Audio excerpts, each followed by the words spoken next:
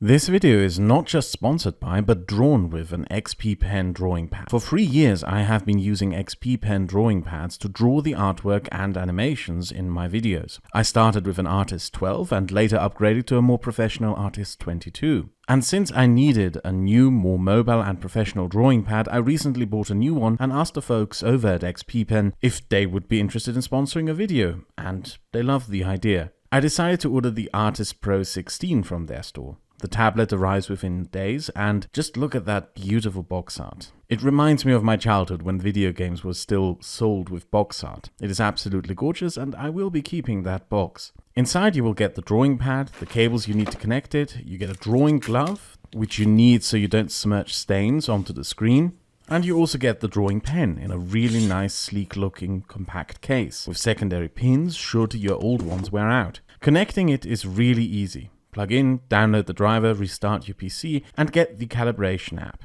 With the app you can then calibrate which screens you use for the pad or draw directly onto the pad. I got the Artist Pro 16 because it is slick, thin, weighs little, with only one cable connecting it, so I can easily move it around and can work while traveling from a laptop. The Artist 22, in contrast, is a big chunky boy with a big screen, which is better for stationary workplaces.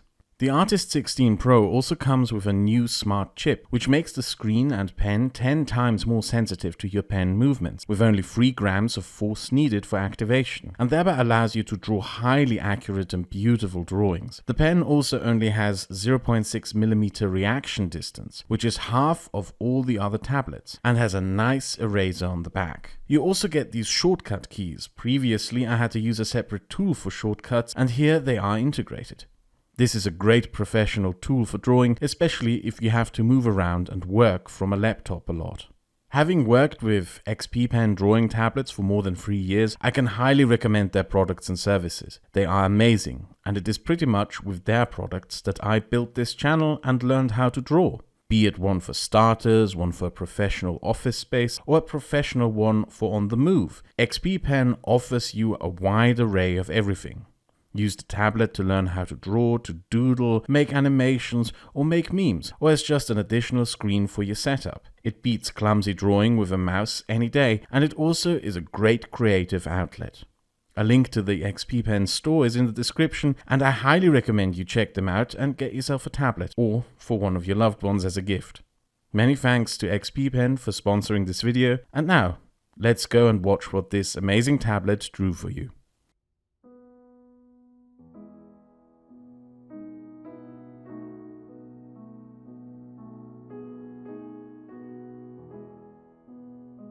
A society and a state are two very different entities, even though some can confuse the two or see them as a necessity to each other. A society can exist outside of a state and be governed by the norms and customs which do not require any bureaucratic state's institutions of authority to enact or enforce. A state is a means to enforce a social contract upon a society, either with or without the consent of that society. Under Ottoman rule, Greece was a largely rural place. Urban populations were small, and the majority of Greeks lived in the countryside. Ottoman rule was capricious. The Ottomans enacted restrictive laws sometimes and neglected the entire province at other times. Large parts of rural Greece were left to themselves, which resulted in the emergence of banditry and the general increasing distrust of the Ottoman institutions that did exist. Greeks started living by their own norms and customs, and what developed in Greece is what is called a low-trust society.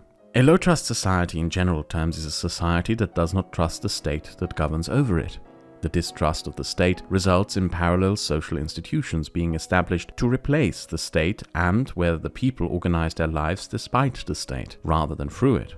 Greeks stopped paying taxes to Ottoman tax collectors as a common custom, both as an act of defiance and as a means of organizing themselves as a society. It is to this day a common practice in Greece and also in southern Italy for small businesses to keep 2 business ledgers if you own a business, one that you show to the tax collector and one with the correct numbers that is only shared with the family. The refusal to pay taxes out of defiance and distrust of the state is a curious Greek custom that continued even after independence, when those taxes were meant for an independent Greek state. Low-trust societies exist throughout many parts of Europe, created through religious abuse of power, fascism, organized crime, communism, or as an imperial legacy.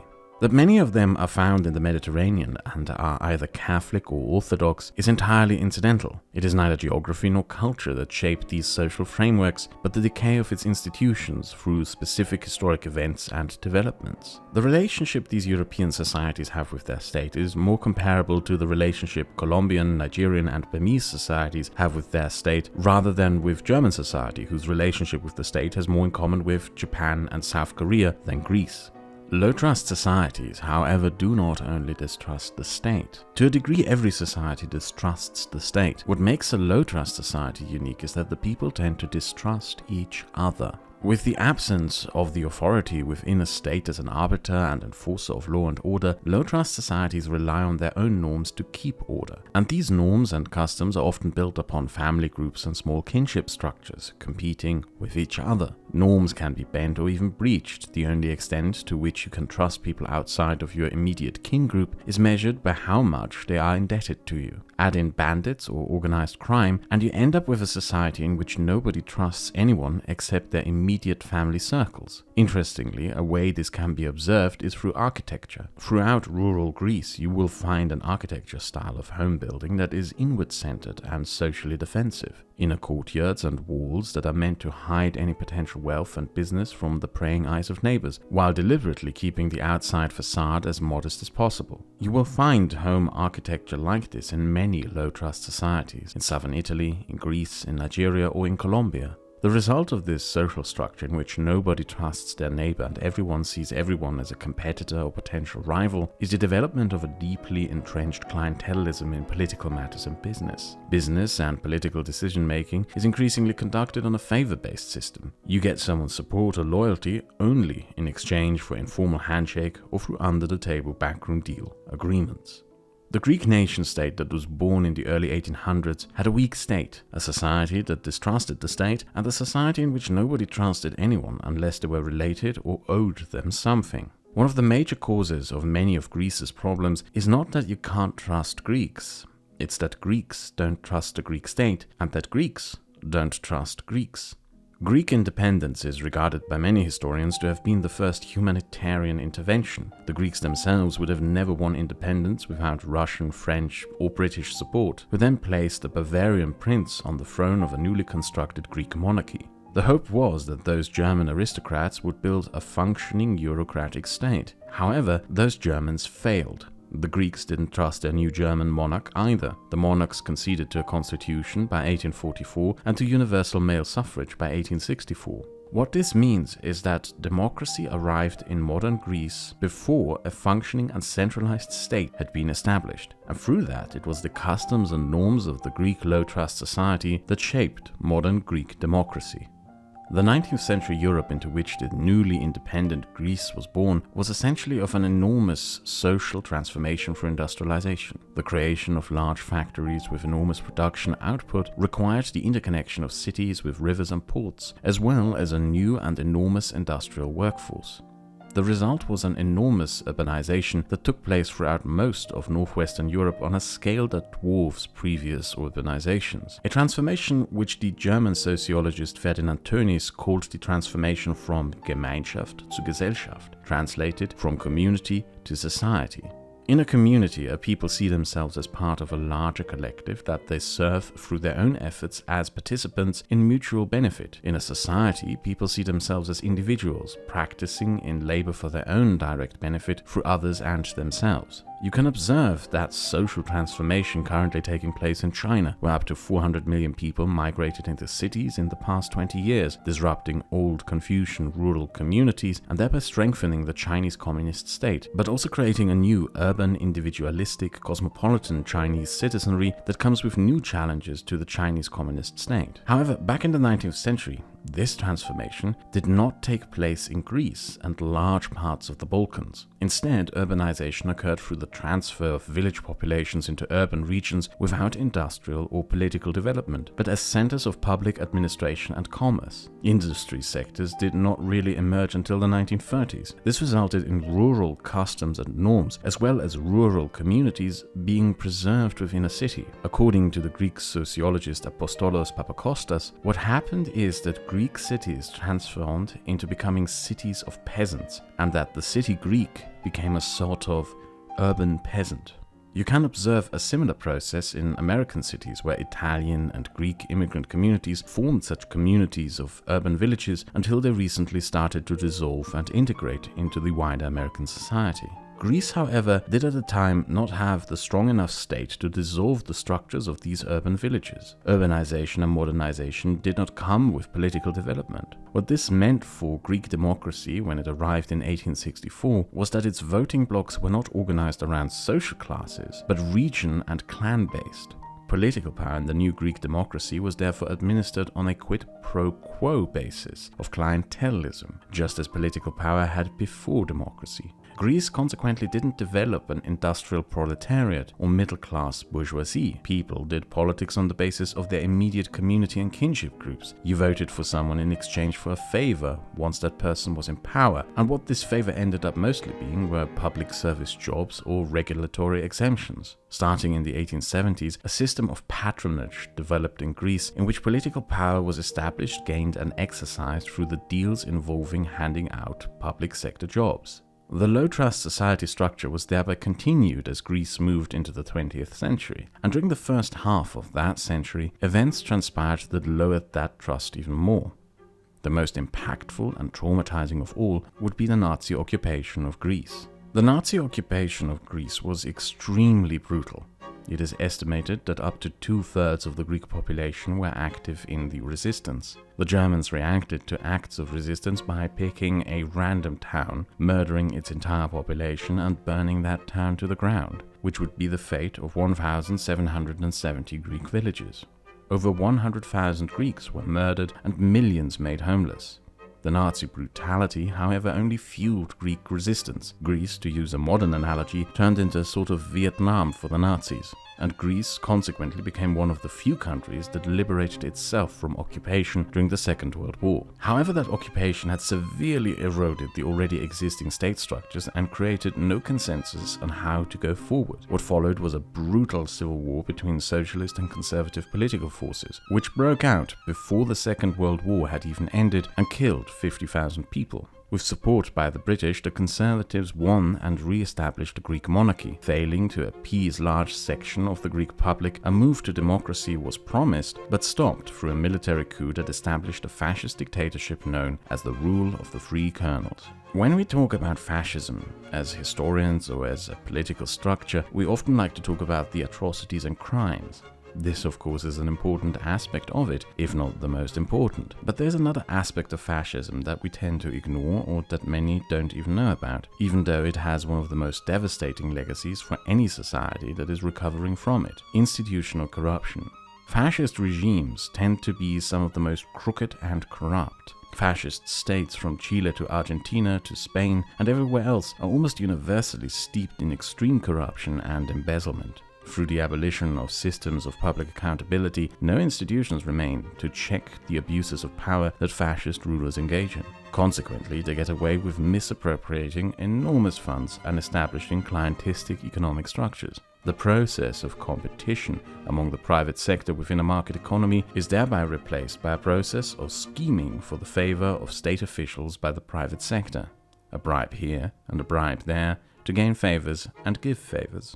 In Latin America, many dictators also grabbed national assets and divided them up among themselves. There's a reason why South American military dictators of the 1960s to 1980s are often referred to as los ladrones, meaning the thieves, because some of the richest men of South America never worked to gain their wealth.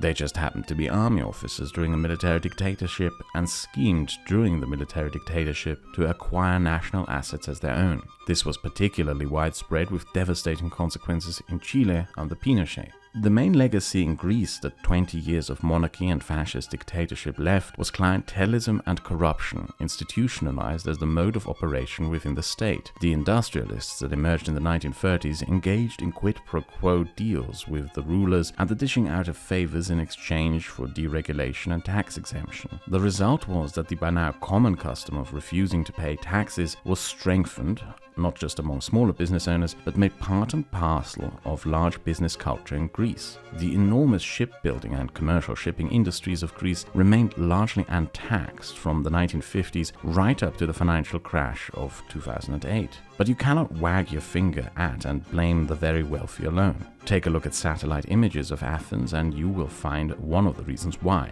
You will notice an enormous amount of privately owned swimming pools in a lot of small private homes. Water is a valuable resource in Greece that cannot be wasted. Therefore, if you own a private swimming pool in Athens, you are supposed to register its existence with the city council to pay a special water tax.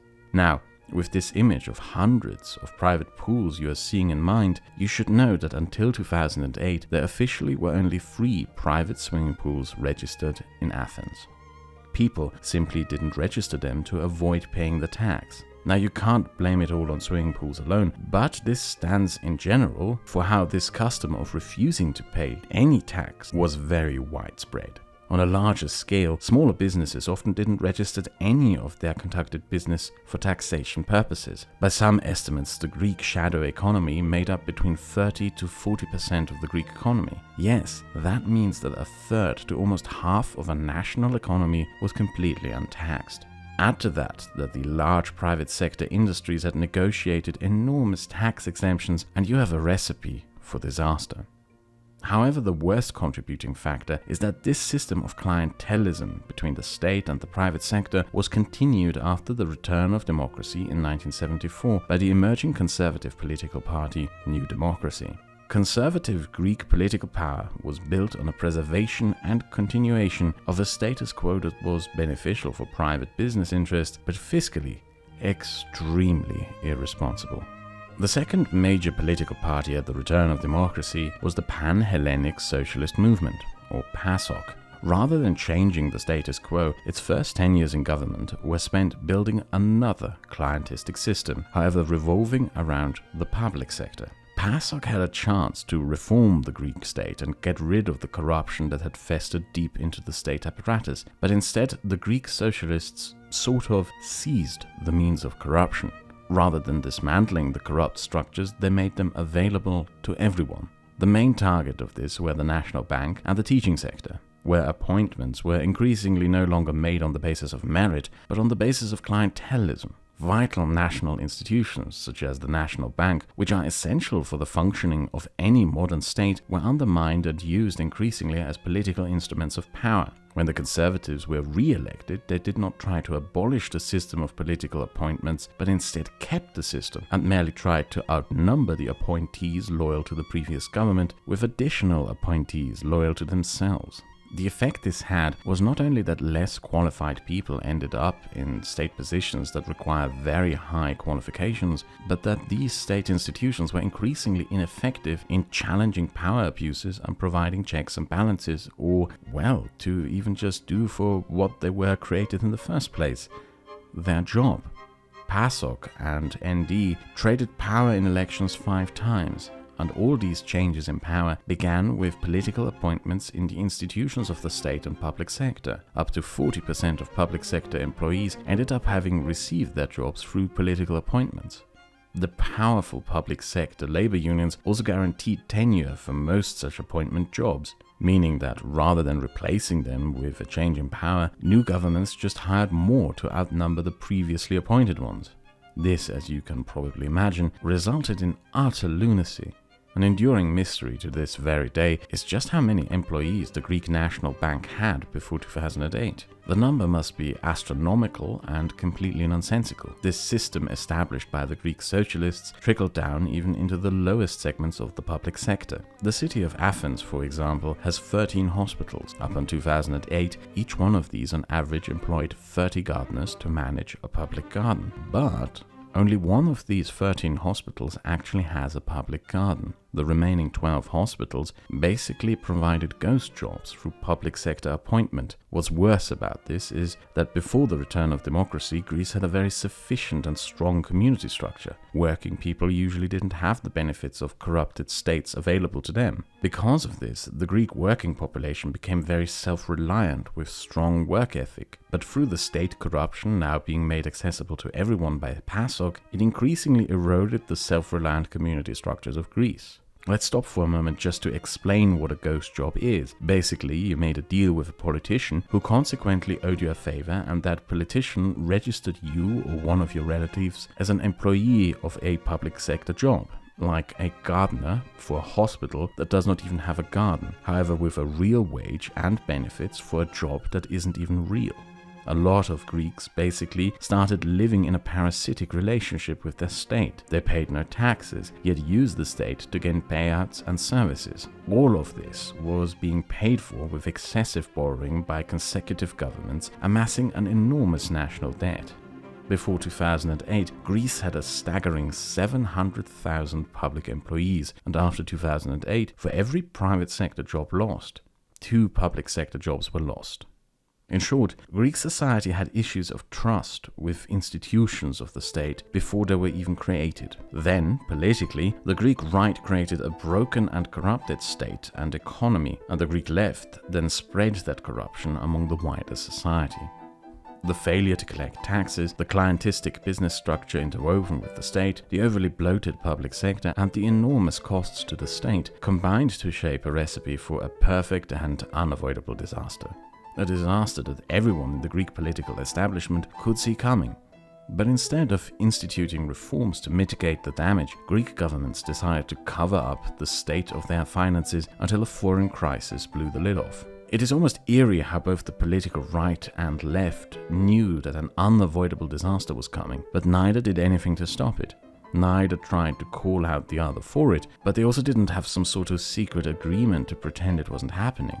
They, curiously, both just seemed to have silently agreed to lie to themselves, each other, and the wider country.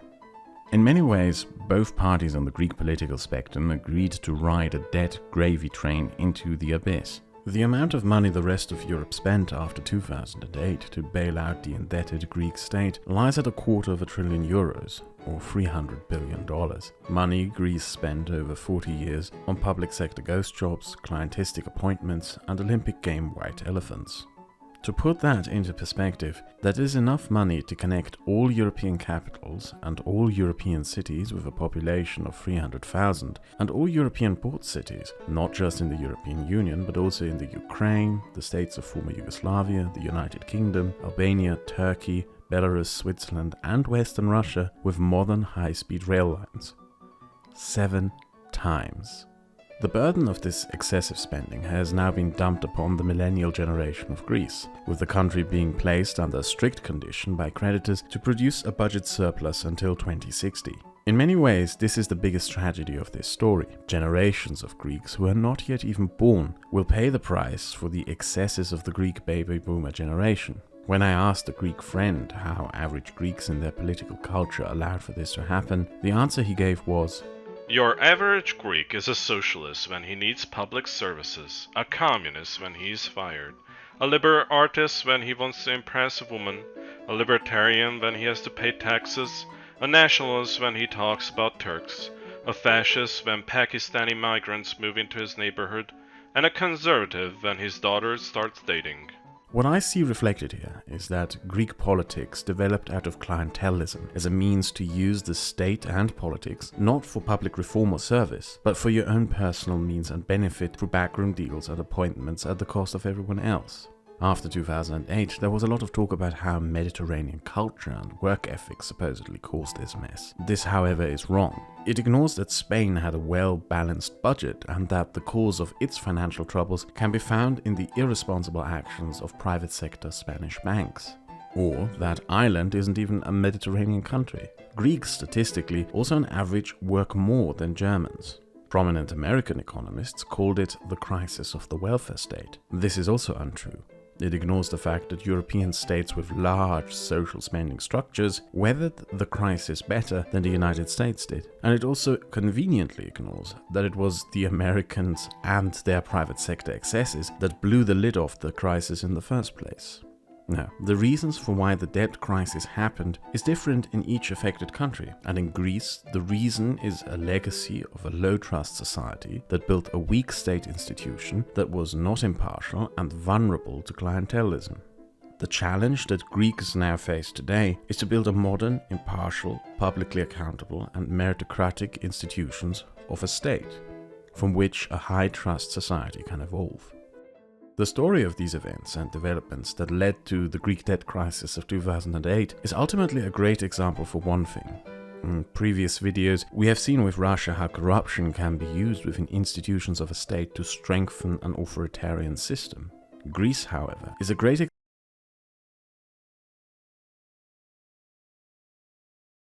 of a state. In the next video, we will go to medieval Hungary to talk about oligarchies as a political structure, to explain why they are self-destructive and cause the decline of political institutions. If you want to support this channel and get early access to videos, you can do so through becoming a patron or by becoming a channel member. You can also donate via PayPal. Links are in the description. Thank you to the contributing artists, Mike from the Netherlands, Echo from the United States, Pile of Trash from Norway, and Paxlark from Australia. Links to their social media are in the description. I hope to see all of you again next time.